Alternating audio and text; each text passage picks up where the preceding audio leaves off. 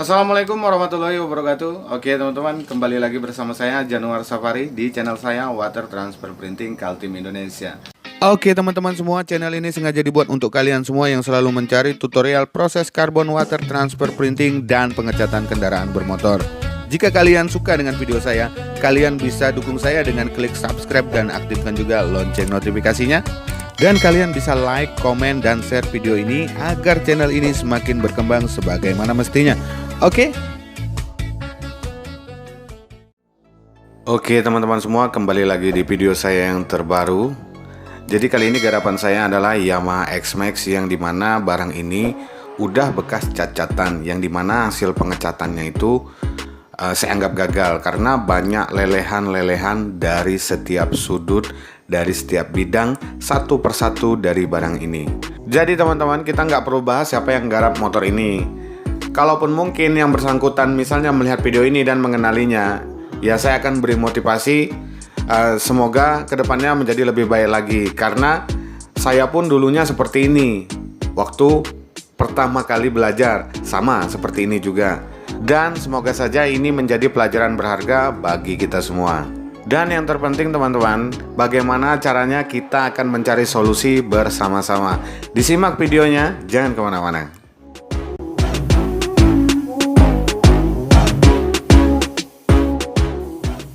Oke teman-teman, kita langsung ke proses epoksi. Yang dimana barang ini untuk pelapisan epoksi yang pertama ini saya bias-biaskan saja. Di sini saya langsung tampilkan ke proses epoksinya. Di proses pengamplasannya saya tidak tampilkan karena proses pengamplasan kan di mana-mana sama.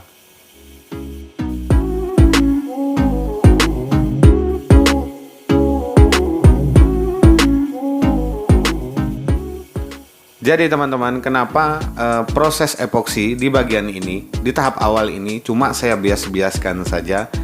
Karena ada tujuannya agar epoksi yang saya timpa di media ini itu tinernya tidak masuk ke dalam media ini, yang dimana bekas cacatan kan berbahaya sekali kalau kita aplikasikan langsung tebal. Kalau dia masuk ke bawah, maka cat yang ada di bawah bawaannya tadi itu bisa terangkat.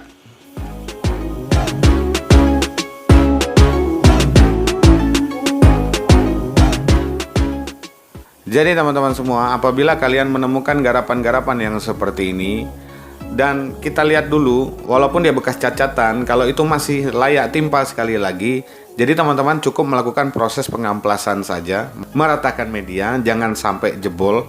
Saat pengamplasannya jangan sampai jebol ke bawah. Atau jebol, misalnya ada telanjur jebol juga nggak masalah, tapi ada trik untuk melakukan proses epoksinya, yaitu dibias-biaskan saja. Jangan langsung basah, karena itu berbahaya sekali.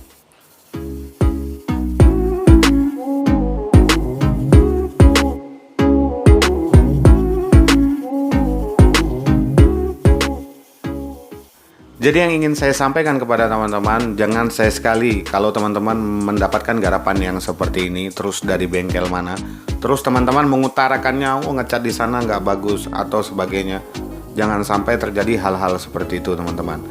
Yang perlu kita ingat, di saat kita sudah mahir melakukan proses pengecatan, pada awalnya kita pun sama seperti mereka-mereka yang pengecatannya gagal. Itu yang saya perlu ingatkan kepada kalian semua.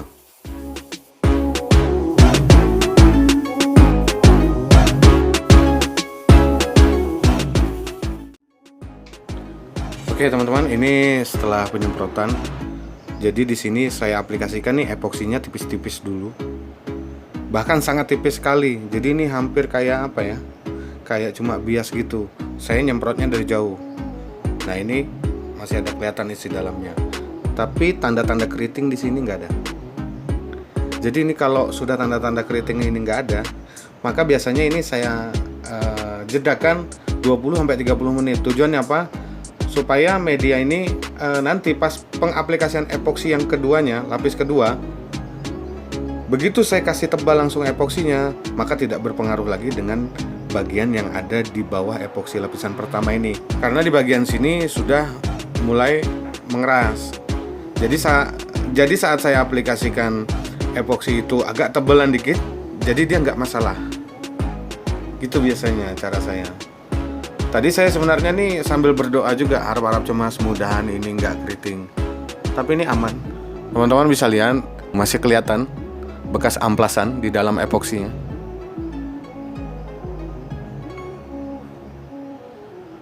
Tapi tidak menunjukkan tanda-tanda keriting di samping-sampingnya. Yang sini lagi kita periksa.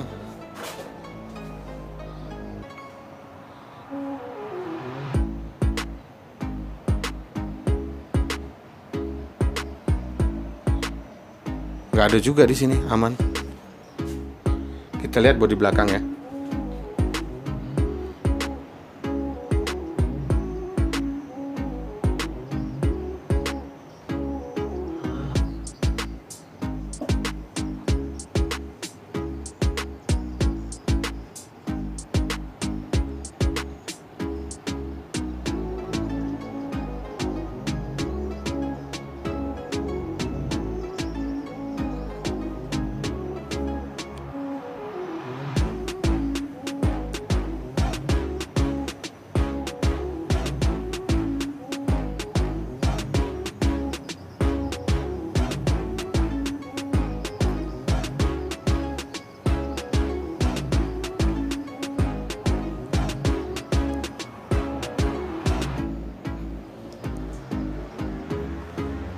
Oke.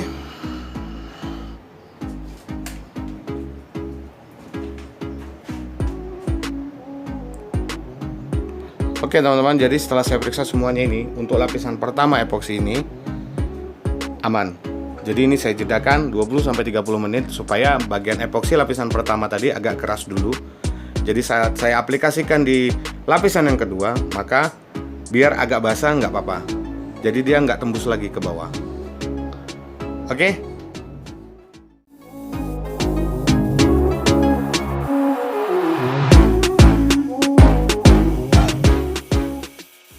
Oke teman-teman, setelah saya jedakan 30 menit yang dimana epoksi lapisan pertama sudah mulai mengeras.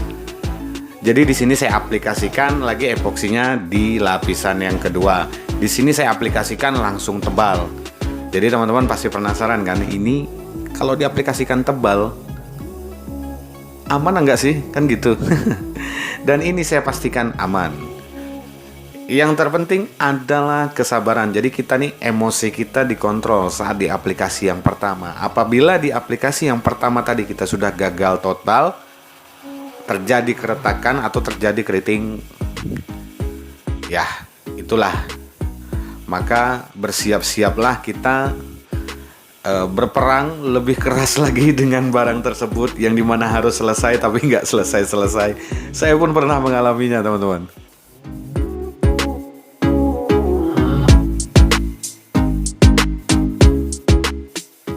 Jadi teman-teman, apapun barang seseorang yang masuk kepada kita yang rusak di bengkel pengecatan lain, itu jangan pernah sekali-sekali kita menghina bengkel tersebut atau meremehkan orang tersebut. Yang perlu kita sadari dan ketahui bahwa Tuhan bisa mengambil kemampuan kita itu kapan saja. Yang tadi kita mahir menjadi tidak mahir, bahkan menjadi orang yang sangat bodoh sekali. Jadi jangan sampai kita menyombongkan diri dengan apa yang kita kerjakan itu hasilnya bagus. Tiba-tiba kita mendapatkan garapan dari seseorang yang dicat di bengkel lain, terus kita ketawa melihat hasilnya. Yang terpenting itu adalah bagaimana caranya mencari solusi. Oke teman-teman, kita lihat di sini tanda-tanda keriting nggak ada nih. Ini saya aplikasikan langsung basah. Oke, di bagian tengah juga nggak ada yang keriting. Di sini tadi, ya kan? Nggak ada yang keriting. Di sini juga.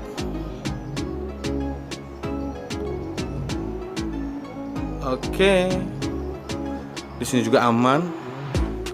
Biasanya kalau tanda-tanda keriting itu nggak nunggu ini kering dulu, begitu kita timpa dia langsung keriting, ada di sini. Tapi ini aman. Oke, kita periksa yang ini lagi.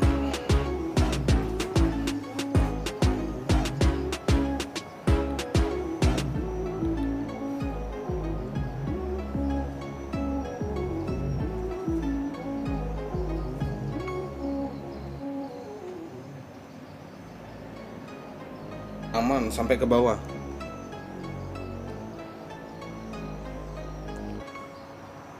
Oke, ini lagi.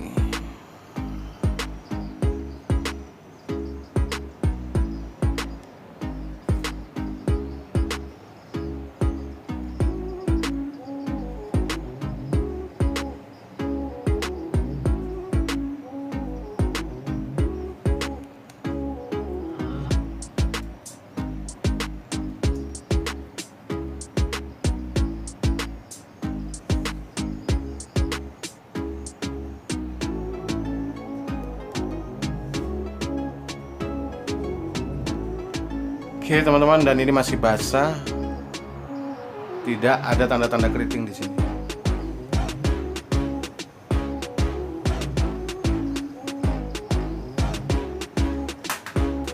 Jadi begitu proses epoksi apabila saya dapat garapan yang dimana itu bekas cacatan. Jadi supaya dia nggak keriting, saya selalu mengaplikasikannya seperti itu. Di lapisan epoksi pertama itu saya cuma kasih bias-biasnya saja, tapi dia sampai nutup perlahan-perlahan, tapi bias-biasnya saja. Kenapa saya semprotkan bias? Ya supaya epoksi yang melekat itu, yang saya biaskan tadi itu cepat kering di atas media. Jadi otomatis begitu dia sudah mulai nutup, walaupun cuma sedikit, setelah kita jadikan, epoksi tersebut kan akan mulai ngeras tuh di atas media. Jadi setelah itu mulai mengeras, saat saya aplikasikan penyemprotan epoksi di lapisan keduanya, langsung tebal seperti ini, maka aman. Kalau kalian kurang yakin, setelah barang ini kering nanti saya akan reviewkan kembali.